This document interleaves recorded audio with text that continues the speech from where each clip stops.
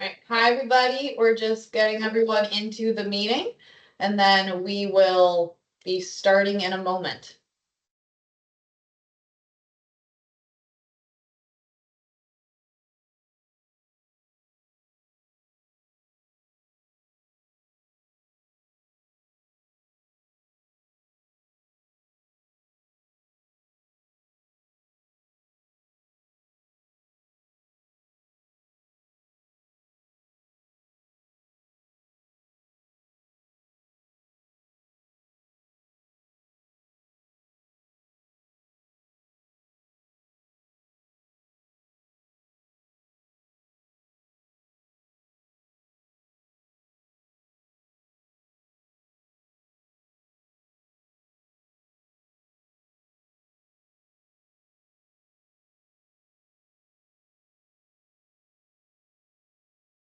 All right, well, I'm still gonna be letting people in, but we'll go ahead and just get started with some announcements as the rest of the attendees are coming through.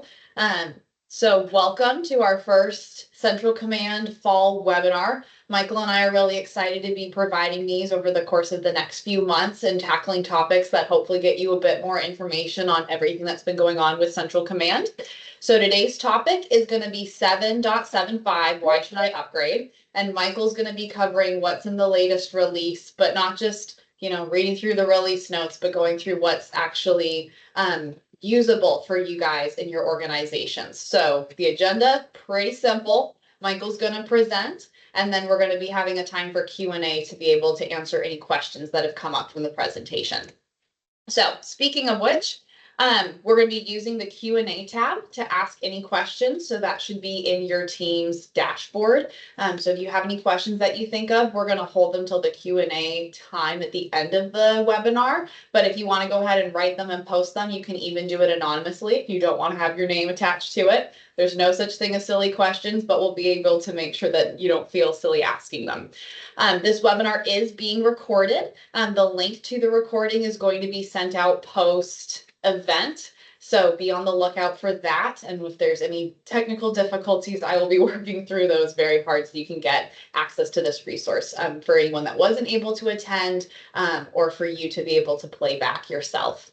And just for the record, everyone is muted with cameras off, and we will keep it that way. If we need to unmute people individually as part of Q&A, we have the ability to do that. But for the most part, feel comfortable that your camera's not going to turn on or your microphone.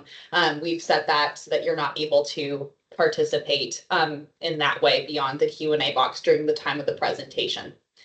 Okay, just before I pass it over to Michael, just wanted to let everybody know the rest of the webinar series that we've got covered. So for the course of the fall, until we hit December, we've got topics such as moving your organization to the web coming up next month. So the registration link and emails regarding that will be sent out next week so that you guys can go ahead and get registered, but save the date now. On October 17th, we're going to cover ARC and BSP reconciliation a bit more in depth. So anyone that's touching ARC or BSP, make sure to have them on the call. In November, we're going to be talking about financials. So XB50, the process that moves the travel transactions and financial posting to your general ledger. And then just in time for Christmas and the holidays and New Year's, we're going to talk about preparing for year end on December 19th. And again, these similar process will all be recorded in case anyone can't make a specific time, but always good to be there if you can for the live event. And we'll have those registrations and those webinar links being sent out over the course of the fall. And we will be mentioning what the spring webinars will be looking like in a couple of months so that you guys can even plan into the next year with that. So with all of that said, very quiet because you guys are all muted and mics off, but I'm going to pass it over to Michael for the presentation of 7.75, why should I upgrade? So Michael, over to you. Thanks, Bailey. This is Michael Guiette. Hi, everybody. It's been a long time. I'm pretty excited here because we had 38, last time I saw, we had 38 people registered and we've got 45 logged in right now. So pretty excited about this. I am Michael Guiette. I'm the Director of Product Management for ServeVita. I work very closely with the Unit 4 development team. going forward, what we do within the product, and what I do is gather your requirements and take them to the product team and the development team to make sure that we can keep making Central Command better. If you didn't know, before me was Bailey Berlanti. Sorry, I stumbled there. Vice President of Sales and Marketing for ServeVita. She didn't introduce herself. That's why I'm introducing her. So we work together with regards to, how we bring information to you, our customers. I just want to point out that I am going to be doing a live demonstration this afternoon, and it's for those friends across the pond, thank you for joining us this evening. We really do appreciate you coming on. But we will be doing a live demonstration in a test environment. So sometimes we all know how live demonstrations go. If everything's not perfect, I will apologize in advance, but we'll try and show you. I'll work around to make sure that we show you the newest parts of Central Command and how it will be able to help your business. So I'm going to share my screen now, and what I'm going to start with is going to be in the web version of Central Command. One of the things that I like about our Central Command Milestone 7 version 7.5 is that the web version of this product is going to make it easier for our remote users to be able to do what they need to do. In the past, we've either had to use remote desktop, we've had to do something where we had people logging into our application server or a server farm that would allow them to get to the desktop application. What you're going to be seeing is that more of the functionality is working in the web, and it gives people that ability to work from wherever they need to be working. I'm still home-based, so we work from home, we work from the road, we work from hotels or the car sometimes. So the web version is where we're going to start. I want to focus on some things that are going to make it easier, and where we've started with the web. I don't know if everybody knows this, but we started with this web development probably, 10 years ago. And as we started developing these screens, and people would tell us something that was not quite as usable as they'd like, or it didn't operate as expected, we've made improvements to that. The Unit 4 team has been amazing about being able to make these improvements to these screens. So where I'm going to start is, if you look at the screen here, we've got here your system parameters for travel. We've got the transaction folder. So if you think about your desktop applications that you've been using, you've got your transactions folder here. You've got your ARC and BSP setup. You've got service fees if you're using it, your interface folder. This is your financial handoff between the travel module and the financials, the ERP financials. And then the ability to do the reporting. These are your canned reports that you have in your desktop reports menu, as well as your ability to build your own browser type reports on the web. So we'll talk a little bit about those. Down here, we've got report sets, same as you have in the desktop. You can build your report sets. You can generate reports that way. We have our travel data archiving down here at the bottom. Credit card authorization. If you're using the CyberSource credit card authorizations, we still have that ability to set up and use that module from within the web version. And then we have the different fixed registers. Remember your translation codes that are set up in fixed registers and things like that. So most of the travel menu, sorry, I missed commissions, right? So most of the travel menu is here.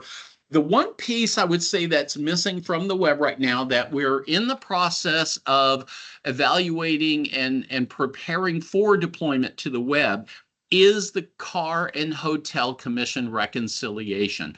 Those screens, because they're very complicated screens, have taken a little while longer. We're in the process of working on them now.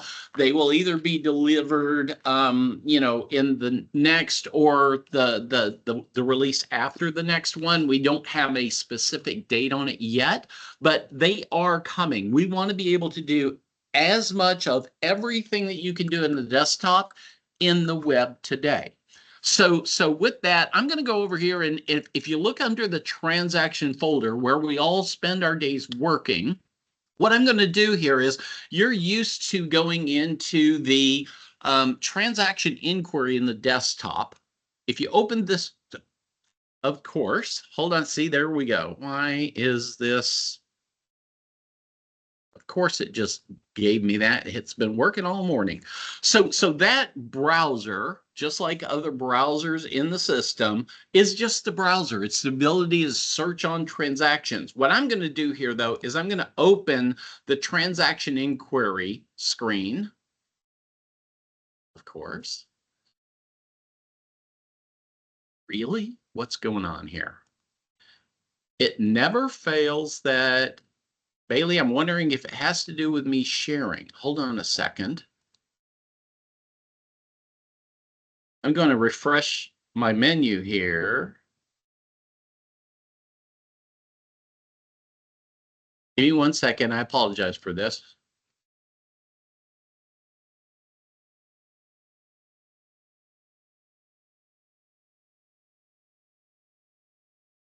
I can attest that it was working no less than 10 minutes ago. Okay, maybe 15 minutes ago. Okay, I'm going to try this again. So what I did is I opened this transaction inquiry screen, transaction inquiry print invoice. So when I go from my main menu, transaction inquiry print invoice is a screen that's available in your desktop today, but it's also the primary screen that we're going to be using here in the web. Now, this looks a little different than your transaction inquiry screen in that you have the ability to use filters at the top of the screen to be able to look for information a little more easily, a little better, if you will. So if I say from January 1st, 2022, of course, we're going to use some demo data here. You can use your calendar here, right? So if I want to go back to 2022 and I want to say through August 31st, 2022, for example, right? So I can use my calendar or I can type in the numbers here. This also gives us the ability to say trip date start between. What that means is instead of, let's say you're looking for a PNR, you're looking for a transaction that you knew it was in January of 2022, but you don't know exactly the dates. You can search by travel start date on that. I'm going to clear both of these screens just to begin with. I'm also going to look for ARC BSP transactions only. So here I can say ARC BSP or non-ARC or vendor type transactions. I can look for things with air segments on them, C-bus rail, auxiliary segment, tour segment. So it allows me to filter using those filter buttons at the top to be able to get to the information that I'm trying to find more quickly. If I look at GDS codes, depending on which GDSs you're using, we can say, okay, I want to see just the new sale transactions or the manually built transactions. Right now, this is ARC or BSP. I don't have any there. If I click that, so here you can see that I've got just the transactions that were manually built in the system based on this date range. Okay, so if I want to clear that screen, I can either backspace off of it. Again, one of the things I want to point out here is tab off the field that you're updating. If you don't tab off the field, it's going to require you to hit the search twice, the load twice. So what I'm going to do here is I'm searching for transactions between this date range, and it's going to populate with information based on that date range.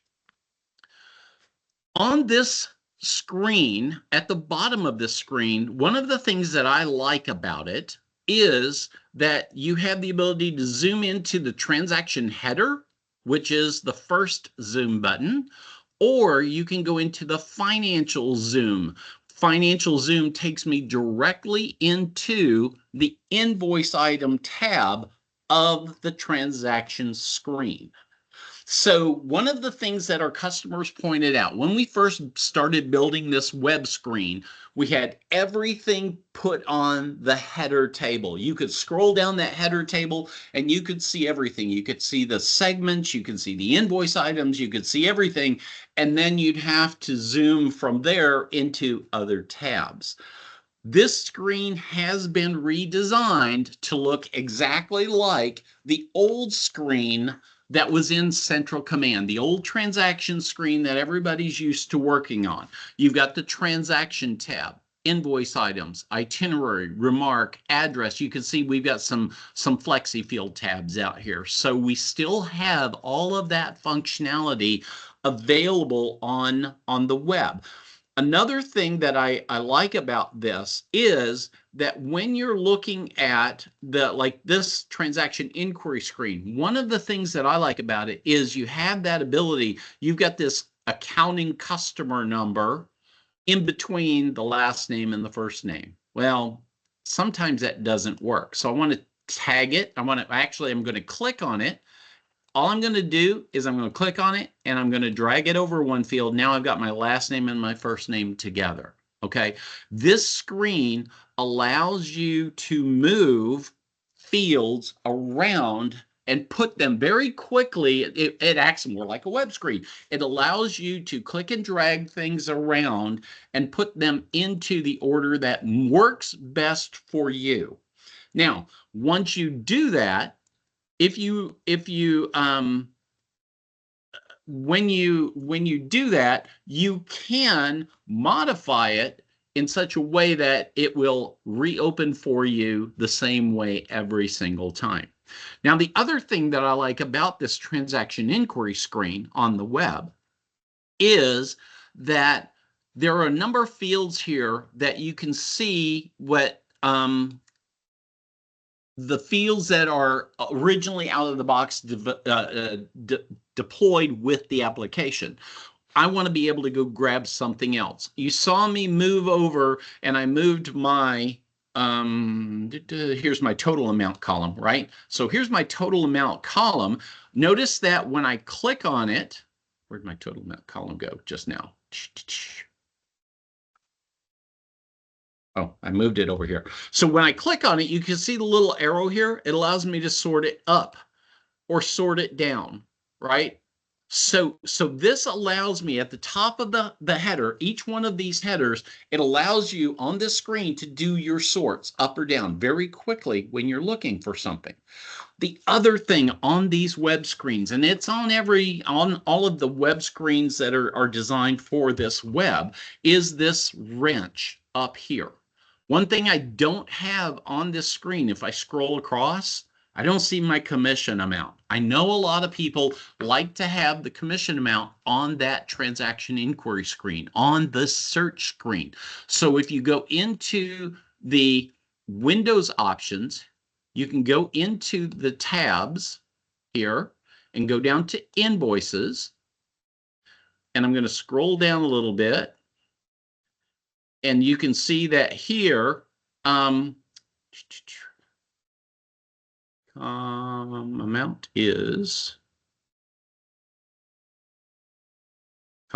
is right here. I'm going to click on it. When I click on comma amount, this box is going to open up. By default, it's hidden. If I select this and I apply it, okay, I'm going to save that. Now, when I go back to my transaction inquiry, what it did is it put it out here put it out here.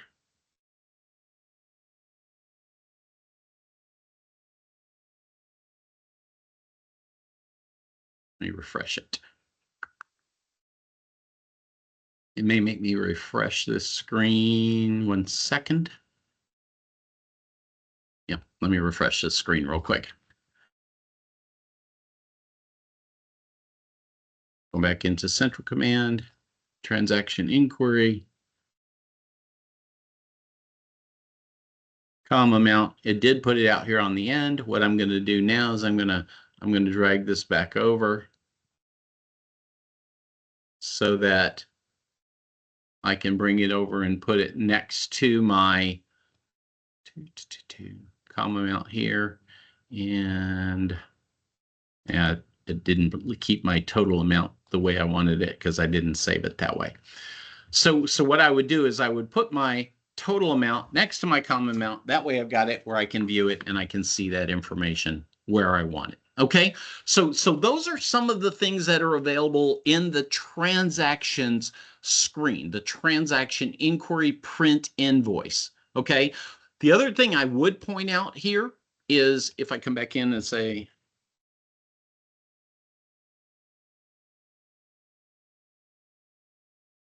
clear these. Again, you can set these. So if you wanted a blank date here, you can set your Windows options. So it gave you a default blank date. You can set it up so your app, you can use a macro here that says, show me the last 7 days of transactions. A lot of those setup values make it very easy that Windows options where this wrench allows you to set it up so that you can make this screen operate the way you want it to. Down here at the bottom, you've got different tools that you have access to. So more actions. You want to be able to do something here. If I tag a row, for example, and I go to more options, right? I can do a single item invoice. I can do the CentralCommand variant. I can issue my invoice from here. If I go into that transaction, you have a lot of the same tools that you had on your transaction screen. If you come down to more actions, you can copy from here. One of the things I do want to point out, it's interesting for me, was that if you have an airline ticket and you want to copy this transaction, when you copy this transaction, the system by default knows you shouldn't have the same ticket number in the transaction, in a new transaction as you had in an old transaction. If you were going to void the original, if you're going to exchange the original, if you're going to refund the original, you have those tools to be able to do that, right? So if I tag the row here, this is where my toolbar for the invoice items is. I can void this item. I can do a full refund, a manual exchange, a forced exchange. I can associate segments with an invoice item here. So a lot of times if we had a manual transaction and you want to make sure that when you create that invoice item, that you're associating it to a segment in the itinerary. That's what this association box is for here. So I can associate or unassociate a segment or a segment with an invoice item. Okay, makes reporting better. So the tools that you have are here. You also have some additional details here. So I've got my details. If you had any invoice specific remarks, any UDIDs, this is the data that's coming from the TUD P&R data table. If we've mapped data over, that's what's there. The history tab. And this history tab up here, when you save something, it will update history just like it's done in the past. So there's a lot of fresh and new functionality and a lot of things that have carried over from the older screens as well. I do want to point out, now I want to do something really quickly here because I want to go in and I'm going to modify this a little bit because I do want to add another field. And the reason why I want to do that is because one of the advantages of this new screen is when we look at the exchange code. I already had it saved here. Good. So if I go back to my transaction inquiry print invoice and I say, okay, here are my exchange codes, and I want to say, show me an exchange. Okay. And I'm going to load these exchanges. If I go into the exchange, this is a change from the old transaction screen that was in CentralCommand. When you look at the invoice items on that exchange, this screen now will show you the exchange on the invoice items tab. There are two major changes here. The first change is that the original amounts are not going to be editable anymore. That means that in the past, where if you were coming in and doing ARC or BSP reconciliation, you kind of had to figure out which columns to change to make your exchange column match what was in ARC or BSP. Now, because this original column is actually, if the original ticket's in the system, it's going to pull the original ticket data from that original transaction and display it here. That's all it is. It's for display purposes only. It's not anything used as part of this calculation. The other thing is, when the original ticket is in the system, the transaction number will be above or next to this ticket number screen, and it will allow you to zoom back to that original transaction so you can see that. That's another way you're going to be able to go from an exchange that has been exchanged from something else, and that one's been exchanged from something else. You're going to be able to follow it back all the way to the original very easily. Okay, so those are some things that we wanted to focus on within the transaction screen, right? You still have your fixed registers here. These fixed register screens are the web fixed register screens. Okay, we're going to talk about these in the desktop at the end of this presentation, but I just want to point out, these are the web screens. These are the ones that have been designed specifically for the web, being able to come in here and you can load your agent information and see that.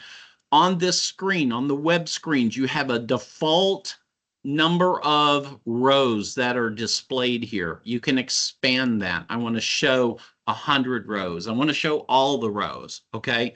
So just be aware that you don't have to go to the default and then scroll page by page by page. Okay. You could show all of them if you wanted to, and that would give you the whole list of all of your agents, all of the information that's on this page to be displayed. Okay, so those are some of the things under the transactions folder. Things that have been updated in ARC or BSP. We've redesigned the ARC and BSP processes so that now you have your exception viewer. It's a little different in that in the exception viewer now you can see the different types of exceptions here, and you can work based on a specific exception, meaning that if I only wanted to focus on my amount errors, right? So if I only leave the amount errors checked, it's only going to show me my tax on commission discrepancy, my tax amount discrepancy, my gross tax amount discrepancy, or my gross amount discrepancy, commission amount discrepancy. So this exception viewer allows you then to filter on the types of exceptions that you want to correct first, right? I know that my commission exceptions, my commission amount changes will affect, if I'm in Canada, my commission amount changes will affect my tax on commission errors. So it's important that you look at those, you know, what's gonna make the most benefit in correcting ARC or BSP transactions. The other thing is that in the ARC and BSP, this auto update process has been improved. It's been made better, meaning that you can pick and choose which which types of transactions you want the system to be able to update for you. Now, I've heard, and there will be people who can tell me if what I've heard is correct, but if I'm doing my BSP reconciliation, it's a little better if I'm doing auto update from the BSP file, where with ARC, auto update on amounts might be a little more questionable only because of the way that exchanges and things are reported. So I've heard that some customers will do auto update for things other than amounts for ARC. And then they work their amount errors separately from that. But what this does is it compares when you run your reconciliation, and then you want to come in and run your auto update. What this will do is it will look at what's in the IAR or the BSP hot file or the BSP Canadian file, and it will make the CentralCommand data match what is in those ARC or BSP files. So it is a one-way match. It's not going to, you're not going to be able to pick and choose, say, oh, I want to leave this one alone in my ARC transaction, even though it's different in the ARC IAR file. That's not how it works. It says, if you're updating amounts, it's going to update the amounts from the IAR file into CentralCommand. It's going to make those transactional changes. So those are some of the things. I wanted to find another transaction for you here, and I don't know if I'll be able to find one. This screen will also make some adjustment changes for you. Let's say that you've changed something in the IAR update, right? When you come in here, if something's changed here and it's not yet been saved, it'll give you a little pop-up, a little yellow pop-up that says something on this screen has changed. Go ahead and save it before you make any additional changes, because the system has a little more functionality behind it that will allow the system to do some auto corrections of the data based on what came into the database as well. So just be aware of that. The other things where I think that we've gotten into some additions and what we would like, or what we can do within the web, is our ability to create different types of reports from within the web application. In the past, where we had browsers that were set up in travel, we could then publish those browsers out on the desktop. Everybody could have access to them and see them. What this is the web version of that browser screen. It allows us, so think of this first section here at the top. That in your browser was your search C tab. This is where you can say, I want to search on a transaction date between these two dates. I want to search for a branch ID like. I want a customer ID like. If you wanted to use type ahead, right? So if we go to customer ID and say text, now when I say okay, now I could come in here and I could use type ahead, and it will say, okay, which customer name do you want to look for, right? So it allows you don't have to know all of your customer numbers. If you know the customer name you're looking for, put the text in here and you can do some type ahead functionality there, which is nice. Down here at the bottom, these are the fields that are going to be displayed on the report. So I'm going to go ahead and I'm going to view the results. This is doing so I'm doing a transaction date between. This may not give me any data. I don't know exactly let me change this real quick. So here,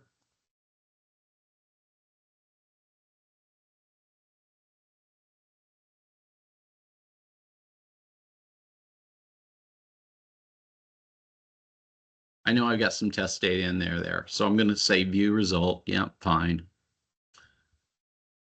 Of course it didn't. Anyway, so when you're looking at, because I put something else in here. I put SE in there. That's fine. Key results. Okay. So now I've got some data here. Okay. I can group and sort and subtotal by these. Up here at the top, these columns, I can pull this drop down, table customization. And this is where I can choose any of the fields that are based on my invoice items object. So in the web version of CentralCommand, what we've designed are objects that allow us to consolidate data into reporting packages. So the invoice items object has the ability to go in and it can pull all of these different types of fields into a report. If I want to go in here where it says cust ID, this little arrow here next to it is my expand base. So I'm expanding base out to that table that's linked to that customer ID information. So it gives us that ability to take it from the invoice item to the travel customer data. If I want to go out to, go out to company here, right? So now I've gone from invoice items to travel customer to client, and it gives me all of that expand base functionality, that expand base capabilities on this new, we'll call it a browser screen, new browser web screen. Okay. So that is one of the things that I like. At the bottom of this screen, you still have your ability to create expressions, just like you did in a normal browser. I can build my Excel style calculations and create a new column based on a calculation. I'm going to create new here.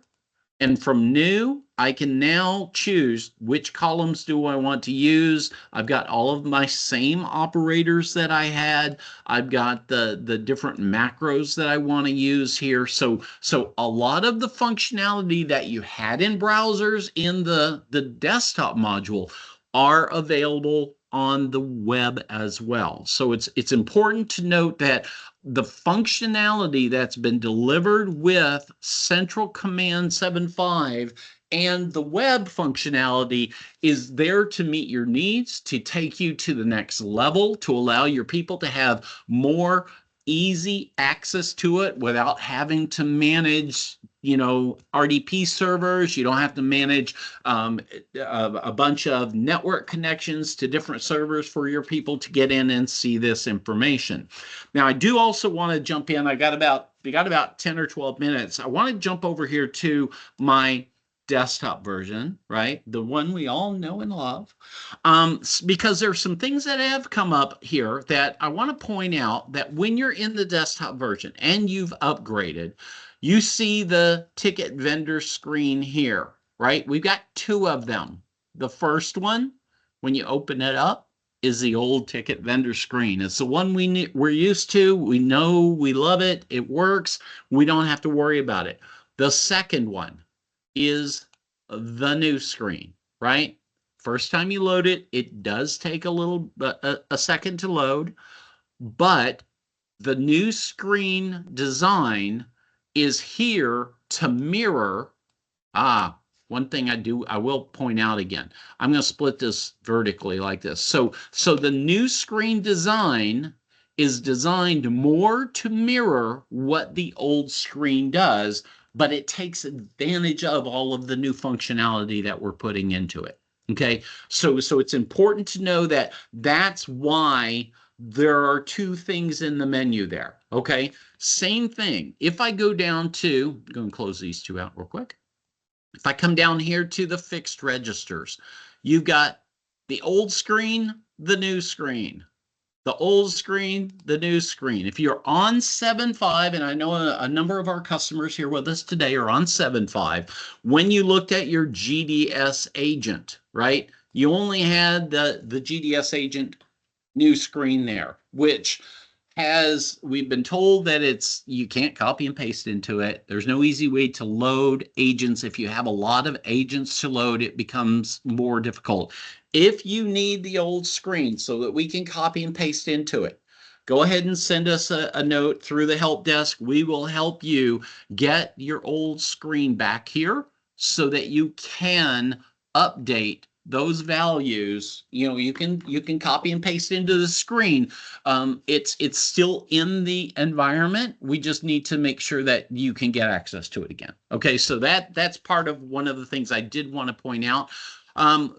A lot of times when we've helped customers upgrade, there are one of the challenges has been that we upgrade the environment and we help you test it, and you point you in the right direction for testing, I would say, and we get you to move forward with your new environment.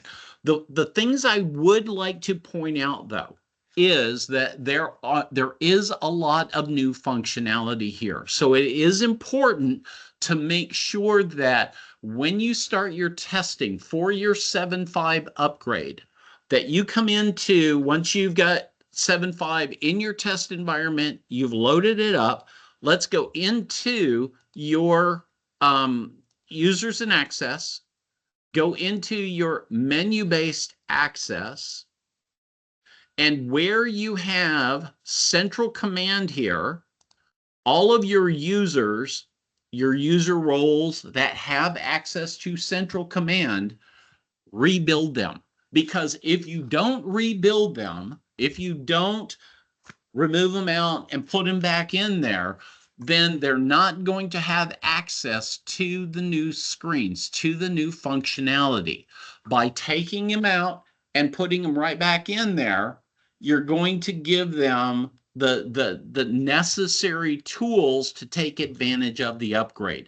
I've worked with a few customers recently where I would show them something in my test environment and they go, wait a minute, we don't have that screen. It's because we haven't given you permission to see the screen yet. So be aware that, and this had, like Bailey said, this hasn't been a release notes reading exercise. This has been real world experience where people have upgraded, and we want to make sure that you're getting the most out of it. And so what we're looking at here is making sure that as you upgrade and you have read the release notes and you know what part of the functionality that is going to benefit your organization, let's make sure they have access to use it too. Okay. So trying to think if there's something else here that again, the Arc BSP in the desktop application, you'll see that in my environment, I've turned off all the legacy stuff. And the reason why is because the new functionality is so much better that I don't want to be confused where it says exception viewer legacy. I don't need to go back and look at that because the new exception viewer has the ability for me to use my filters at the top of the screen to be able to bring that information and allow me to work it the way I need to going forward.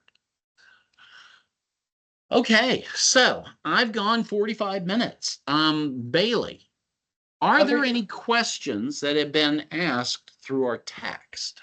We do. So we have a question, and this was going back to when you were in the web on the Windows updates and being able to add commission amount. And the question is, can you make these transaction screen updates company-wide so that everyone has the same default view, or can it only be set user by user?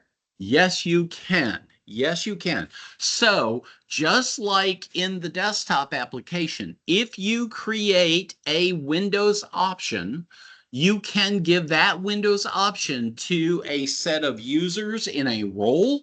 You could give it to a specific user based on their user profile. So absolutely, the Windows option distribution. So if I go back into that ticket vendor screen, and I come up here to Windows options, okay, Then you have down here at the bottom, Windows options distribution. Windows option distribution says, who do I want to give this? So I'm going to name this window option change.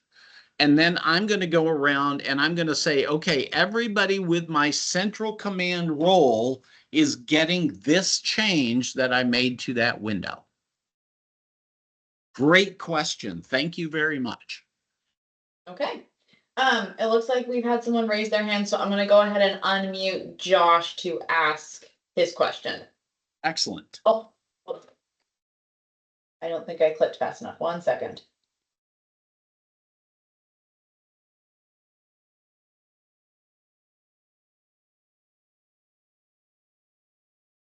Okay, Josh, I think you can be able to unmute your mic yourself now. If you have a question you want to ask. Okay. There you hear go. me? There we go. Sorry, I would have I might have missed the message on how to ask questions. I went into Q&A, but it doesn't let me do anything. So apologies for Totally. It's circumventing a the live process. presentation. Things never work the way you want them to. Yeah. So I wanted to just kind of get an understanding a little bit of the vision. What's the long-term vision for Central Command as it relates to non-JDS content? So I know NDC Direct is going to be it's a big thing that's knocking on everybody's door. There's other content, of course, that we source outside of the GDS. So I don't even know if that's something that is the ability to manage today, or is that something that's on the roadmap? We want to rule the world. Yes. So when I say that, we have development underway. What we're doing is we have, and we've coined the term Parsers 2.0. So Parsers 2.0 will allow us to accept data or go out and call an API, get travel data from those NDC providers. We will then have mapping that will then deliver that information through the Central Command API into the travel database, and then data load will pick it up and bring it into Central Command. It'll look just like any other travel transaction, right? But because the identifier will be your NDC provider, you'll be able to distinguish that from a Sabre transaction or a, it could be Fairlogics, it could be Trace, it could be oh, we've been working with so many recently. Off the top of my head, I just get stumped. But yes, we have a development project underway, and we are right now in our phase 1B testing of the Central Command Travel API that will allow us to map that NDC data into the travel interface process. Okay, great. So are the APIs specific to the supplier, or is it a generic API that is supplier agnostic? Our travel API will be supplier agnostic. The parser itself, where we have a parser that goes out and calls the supplier's API to get the data, that piece of it that sits in between will, once we start working with that supplier, we'll be able to map the data from their API into our agnostic API. So what that means is when we publish the travel API, if you have data that you've got somewhere else that you want to bring in, you would be able to call the Central Command Travel API and deliver your own data in there as well. Got it. So Got it's it. But not in order to pull in the supplier data, the specific API to that supplier needs to be built out, and that connection needs to be made. correct. We will be building out those connections to suppliers. Yes. Okay, cool. Thank you. Appreciate it. Excellent. Thanks. Great question. Yeah. We have another question, going back to the new TXB21 ticket vendor screen. So Uh-huh. for that, if you turn off the old ticket vendor screen, so the one that's just only available in the desktop, Yes. via permissions, will the new ticket vendor default as the screen to display when you zoom from a transaction inquiry response in the desktop? Oh my God, thank you for that question. I totally blanked on saying that. No, it does not at this time because, and I'm going to close this, I'm going to go back over here, and I want to show you some of the things that I kind of figured out, and I'd say, okay, let's find a way that we can do that, right? So in my screen, let me see which client I'm in here. So what I would do is in the travel transaction, or if I come in here and I grab a bunch of transactions, right? If you're in this screen and you double click on it, you can go into the old transaction screen. You're right. It does not take you to the new transaction screen from this screen. That is, first off, why I would suggest using the new travel transaction inquiry with print invoice here, because this screen does have the zoom button to the new transaction screen. Okay. So if I do this in the desktop by using the new transaction inquiry print invoice screen, this screen does allow you to zoom to the new transaction screen. So if you turn off one, turn off the other two. Okay, so that's kind of the other than you have all those browsers built on the other one, right? The other thing that you can do though is, and I clicked and then decided to put a too big a date range in there for me. Okay, so here, like I said, you can go in here, you can click on this. This zoom button will open the new transaction screen. Okay, that's the first step. That's the first one you want. This one, though, if you're on this screen, make sure that you have the transaction number up here in the first column, and then create a new link here, because this new link, let me show you this, right? So I'm going to go into screen, travel,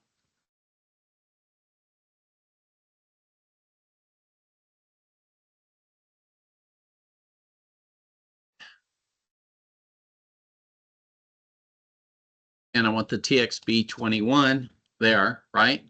And I see where it says transfer parameter here, okay? I'm going to save that. What this does is it puts that link up here. So here I'm going to go in, I'm going to grab let me grab that transaction number, okay? So I'm going to grab this transaction number here, and I'm going to move it up here to the top, just so you can see what I'm doing here. Not that I like to do things on the fly, but you know, I do things on the fly. Okay, so once you have a transaction number here, when you highlight that, if you click on that link, it opens the new transaction screen. So yes, there's a way to do it. Okay, and yes, you can create a global link here rather than, this is just a personal link that I put on this screen for me right now, but you can create a global link so anybody who has the transaction inquiry screen could have that link there as well. Okay, so I like the idea of turning off the old screen. You turn off the functionality that allows you to double click and zoom into it. Then people get used to using, highlight the transaction number, click on the ticket vendor link at the top, and it takes you into the ticket vendor screen. Okay? Okay. I don't have any new questions since that one was asked. But if anyone's thinking of any, feel free to put them in the chat, or if you want to raise your hand, I'll make sure to find a way to unmute you. While we're waiting to see if there's any other questions, I guess I have a question.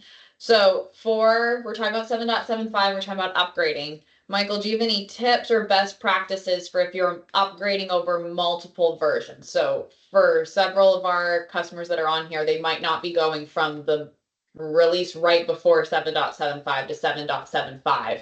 So is there anything that they should be considering or thinking through if they've got like a jump from 7.72 all the way to 7.75? Anything they can do to make that process easier? Absolutely. First thing I would do, and let us know if you're making that jump, because what we will do is provide you a package of all of the release notes.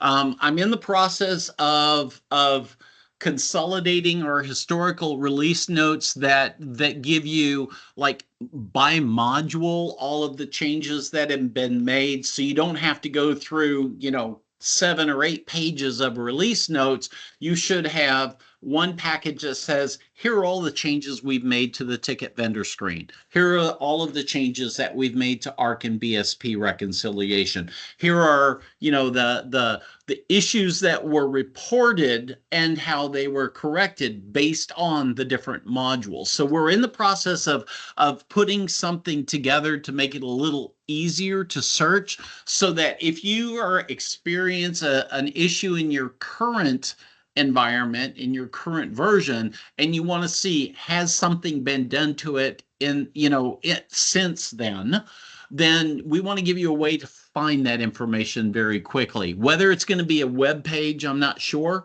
if it's going to be a web page or a document, but it's going to be something that gives you the ability to see a consolidated list of the functionality that takes you from where you are today to when you upgrade, where the software is at that point in time. So yes, there is. Today I would provide you with the release notes in a package so that you didn't have to go searching for them, right? Make it easy for you to find. And then going forward, we're working on putting something a little more comprehensive out there. It'll also help customers who are looking for a solution, a solution to an issue they're having. What can we do about that? All right. Thanks, Bailey. That's a great question. Yeah. You've been thinking about that one all week. Been thinking about that this entire time. Okay, we have another. See, and this worked well. Perfect amount of time for another question. So another one of the questions is that one of our pain points for triaging issues is getting to the IUR files. Are there any plans to allow us to get to our IUR files from the application rather than having to dig around in the SAQ/S or XML/S directories on the application server? Tram handles this very nicely and efficiently, and I'd love to see Central Command provide this better. Central Command and the ERP platform have provided a document archive with the application for years. And I think that what we haven't investigated well enough is, once the parser picks up and delivers that interface message into the application, we leave those files out there in those interface directories. You're absolutely right. I think there could be a way to tie that that document archive together with the travel transaction. I'm going to take that as something to think about for the near future. Maybe we could come up with something that allows us to, because we have a cross-reference. The cross-reference is the transaction number in Central Command to the interface. So if I look at the interface here on my screen, and I look at the inquiries, and I look at the work message history, this interface, this directory, or this screen gives me the transaction number, the record locator, and the file name that I brought in. So there's no reason why I shouldn't be able to create an import into the document archive that says, link this file in the document archive to that travel transaction. So it's one of those things that I don't even think it needs to necessarily be a Central Command development piece, but it's about, how do we create, there's a document archive import routine that's in the ERP platform. So let's figure out, that's a good idea. I'm going to take that offline and see if I can maybe work to see if there's something we couldn't do to start, utilizing that document archive to bring that information in, because it stores it within the database in a blob. So it probably wouldn't take up as much space on the server as what those interface message files or the XML files do today. And like you said, with trams, you just click on a button and it opens it up for you. There's no reason why we couldn't have something very similar within CentralCommand. Okay, so we've got good two question. questions sneak in. One question I think we can potentially connect afterwards, because I know we're running right up on the hour. But one quick question is, what is the ERP version compatibility with 7.75? 7.75 is ERP version 13. There we go. 13. All right. Like I said, we're right now at the 3 o'clock for Easterns. We've done one full 60 minutes. Now we're 1 minute over, so I want to make sure everyone else can get to the rest of their meetings. Thank you everyone for being here and attending and registering. Like I said, I'm going to work on making sure everyone gets the recording and that you guys get the information about the upcoming fall webinars. If you have any feedback about topic ideas or any questions that we weren't able to get to, or you think of, another 45 minutes from now when you're gone, feel free to email us. And we will see you on the next webinar on September 19th. Thank you, Michael, very much, Bailey. on through 7.75. Thanks. Good seeing everybody. Thank you very much.